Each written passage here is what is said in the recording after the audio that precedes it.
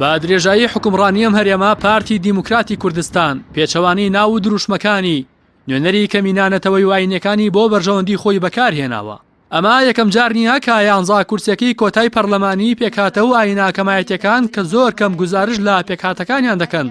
لە بەرژەوەندی پارتی خۆیان یەکلا دەکەنەوە. بۆ نمونە لە ساڵی 2015 لە کاتی هەمواری یاسای سەرۆکایەتی هەرێم چوونە پاڵ پارتی و هەمان سیناروی ئێستایان دووبارە کردەوە. لە هەرێمی کوردستان 11 کورسی بۆ کەمایەتیانەتەوەی و ئاینەکان دانراوە، بەڵام پارتی لە ڕێگەی دروستکردنی حزبی کارتۆنی و کاندیدی دەستەمۆکراو مۆنۆپۆلی هەر 11 کورسەکەی کردووە و بۆ یاخی سیاست و ئامانج و بەرژەوەندەکانی خۆیانی پێدەکات. لە کۆی 329 کورسی کەمینەکان لە سەر ئاستی 18 پارێزگا تەنها 9 کورسی پەرلەمانی عێراقیان هەیە، بەڵام لە پەرلەمانی کوردستان لە کۆی 111 کورسی کەمینەکان 11 کورسیان بۆ دانراوە. نوێنەرانی کەمینە ئاینی و نەتەوەیەکان با ژمارەیەکی یەکجار کەمی دەنگ دەبن بە ئەندام پەرلەمان. بۆ نمونە باپی ئەنجامەکانی هەڵبژاردننی پەرلەمانی کوردستان کە لە سایتی کۆمسیۆن بڵاو کراوەتەوە، یەکێک لەو ئەندام پەرلەمانانی کە بە کورسی کۆتا گەشتۆتە پەرلەمان و دەنگی بۆ هەڵگرتنی پارێزبەندی سۆران عومەر داوە، لە هەڵبژاردننی پەرلەمانی کوردستان تەنها 194 دەنگی هێناوە کە ناکاتە لە سەدایەکی ئەو دەنگانەی سۆران عومەر بەدەستی هێناوە.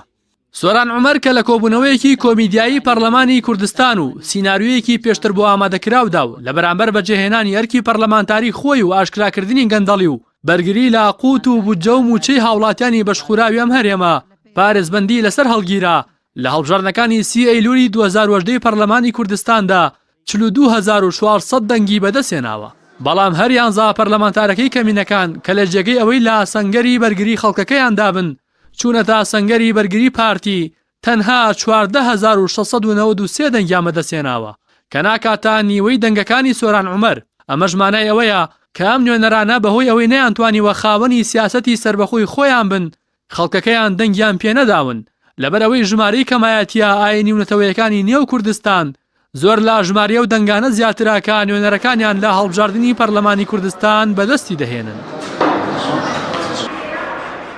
بابەتی هەڵگرتنی پارێزبەندی لە سەر سۆران عومەر کە کێشەیەکی سیاسی بوو نەدەبوو کەمینەکان بخرێنە ناویەوە، دەبوو لەو بابەتانەدا نوێنەرانی کەمایەتەکان قسەیان بکردایە کە تایبەت بوو بە خۆیان و پێکاتەکانیانەوە، بە تایبەت کۆمەڵی ئیسلامی کە بەردەوام ڕێزی لە کەمایەتەکان گرتووە و بە مافی خۆیانی زانیوە بە ئەندازەی بوونیان نوێنەریان هەبێ و بەردەوام ڕایوا بووە کەسانێک نوێنەرایەتی پێکاتەکان بکات کە نوێنەری ڕاستەقینەیان بێت نەک دەستەمووی لایەنێک بن. بەڵام بەم هەڵوێستی کە لە هەڵگرتنی پارێزبەندی سەر سۆران عومەر نیشانیاندا ئەو ڕاستی سەلمێنرا کە ئەوان تەنها بەناو نوێنەری کەمایەتەکانن، بەڵکو لا بنەڕەتدا بۆ جێبەجێکردنی ئەجەندای تەنها لایەنی پارتی لە نێو پەرلەماندان.